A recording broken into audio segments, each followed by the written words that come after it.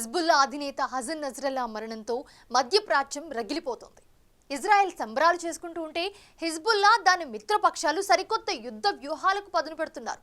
తమ నాయకుడిని చంపినందుకు ప్రతీకారం తీర్చుకోవడానికి హిజ్బుల్లా డేంజరస్ ఆపరేషన్కు సిద్ధమైంది. దీనికోసం ప్రపంచంలో అత్యంత రహస్యమైన ప్రమాదకరమైన హిజ్బుల్లా బ్లాక్ యూనిట్ 910ను రంగంలోకి దించింది. ఇజ్రాయెల్కు చెందిన ముసాద్ లాంటిది ఈ యూనిట్ 910. ఇంతకీ ఈ డేంజరస్ యూనిట్ ఏం చేయబోతుంది? హిజ్బుల్లా, ఇరాన్, హమాస్లు ప్రతీకారం తీర్చుకుంటాయా? శత్రువుల ప్లాన్లను ఇజ్రాయెల్ ఎలా ఎదుర్కొనుంది?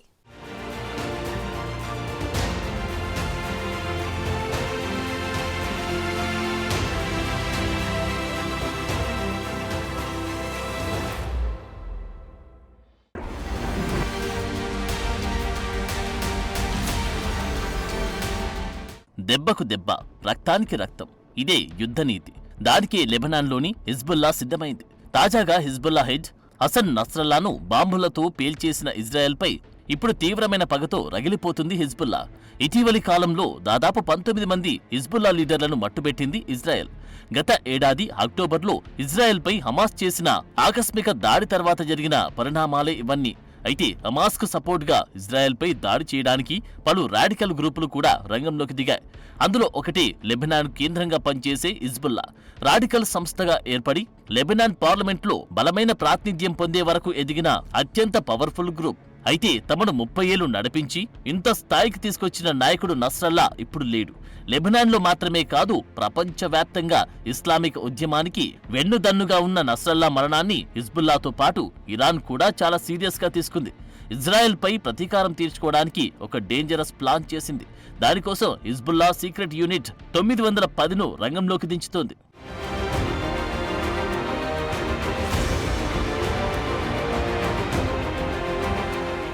ప్రపంచంలోని అత్యంత రహస్య ప్రమాదకర యూనిట్లలో ఒకటి హిజ్బుల్లాకు చెందిన బ్లాక్ యూనిట్ 910. నస్రల్లా హత్యకు ప్రతీకారంగా ఈ యూనిట్ ఇప్పుడు ప్రపంచవ్యాప్తంగా ఇజ్రాయేలీల లక్ష్యంగా ఆపరేషన్లు షురూ చేసింది. ఈ ఆపరేషన్లో భాగంగా ఒక్క ఇజ్రాయెల్లో మాత్రమే కాదు, ప్రపంచవ్యాప్తంగా ఇజ్రాయేలీ నాయకుల్ని టార్గెట్ చేస్తూ కోవర్ట్ ప్లాన్ ప్రారంభించినట్లు సమాచారం. గతంలో ప్రపంచవ్యాప్తంగా ఇజ్రాయేలీలను లక్ష్యంగా చేసుకున్న ఈ షాడో యూనిట్ హిజ్బుల్లా మిలిటెంట్ సంస్థల్లో కోవర్ట్ విభాగంగా పనిచేస్తుంది. గతంలో అమెరికా, ఐరోపా, ఆఫ్రికా, ఆసియా, ఇజ్రాయెల్ వాసులపై పలు దాడులు చేసింది. దాదాపు 32 ఏళ్ల క్రితం కూడా నాటి హిజ్బుల్లా నాయకుడు నస్రల్లా గురువైన అబ్బాస్ అల్ ముసావిని ఇజ్రాయెల్ దళాలు చంపిన సమయంలోనూ ఈ యూనిట్ ప్రతీకార దాడులకు దిగింది.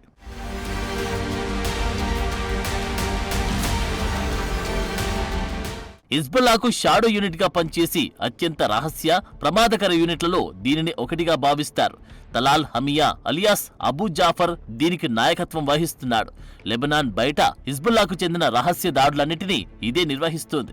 ఈ యూనిట్ నేరుగా హిజ్బుల్లా అధినేత హసన్ నస్రల్లాకు రిపోర్ట్ చేసే సంస్థ.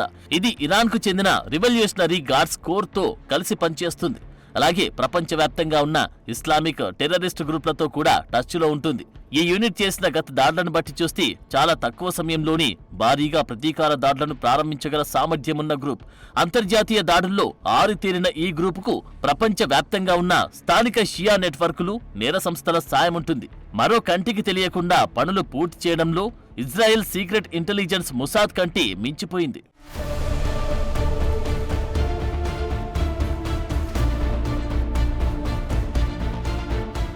పాశ్చాత్య దేశాలకు, ముఖ్యంగా ఇజ్రాయెల్కు వ్యతిరేకంగా పనిచేయడమే యూనిట్ 910 లక్ష్యం. ఈ యూనిట్ మిడిల్ ఈస్ట్లోనే కాక ప్రపంచవ్యాప్తంగా అమెరికా, ఇజ్రాయెల్ ప్రయోజనాలకు వ్యతిరేకంగా సమాచారాన్ని సేకరిస్తోంది.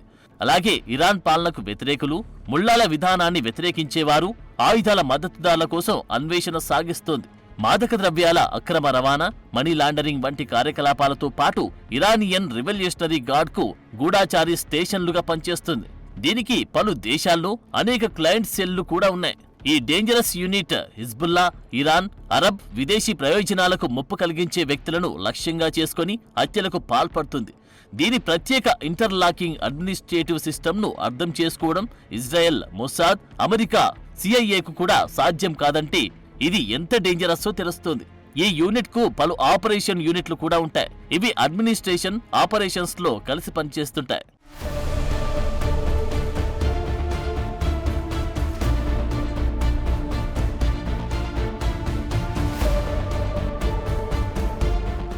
లెబనాన్లో కూడా ఇతర దేశాల్లో పుట్టిన కుటుంబాల నుంచి వచ్చిన వారి ఈ యూనిట్లో సభ్యులుగా ఉంటారు.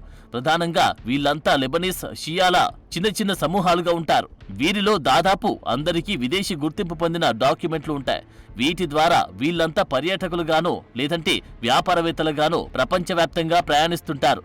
క్షేత్రస్థాయిలో భద్రత, రహస్య కార్యకలాపాలు, విధ్వంసక పద్ధతులు, రహస్య ఆపరేషన్లు, అవసరమైతే ఏ దేశం నుండి అయినా పారిపోవడానికి కావలసిన అన్ని వ్యవస్థలను ముందుగానే ఏర్పాటు చేసుకుంటారు. పని ముగించుకొని దేశం దాటడానికి కావలసిన అధికారిక అనుమతులను అందించడానికి ఈ యూనిట్కి చెందిన బలగాలన్నీ సిద్ధంగా ఉంటాయి. దీనికోసం ఈ యూనిట్లో సభ్యులకు ప్రత్యేకంగా సుదీర్ఘమైన సంక్లిష్టమైన భద్రతా శిక్షను కూడా ఇస్తారు. దాదాపు 6 సంవత్సరాలు దీనికి సంబంధించిన కఠినమైన ట్రైనింగ్ తీసుకున్న తర్వాతే ఇందులో రహస్య సైనికులుగా మారతారు.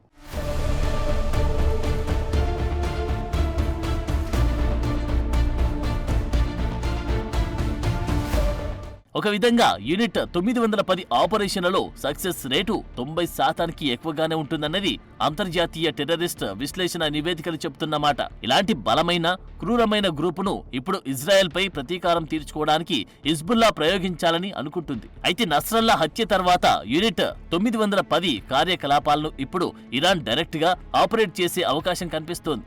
ఇప్పటికే Israel unit 910 ఎంట్రీని ఊహించింది.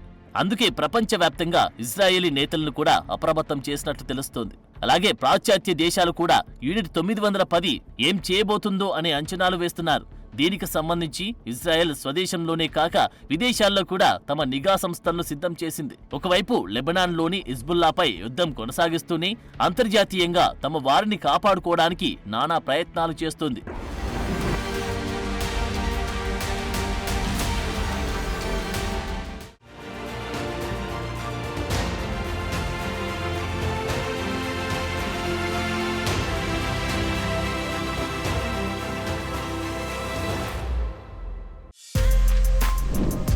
For more videos like this, subscribe Big TV channel.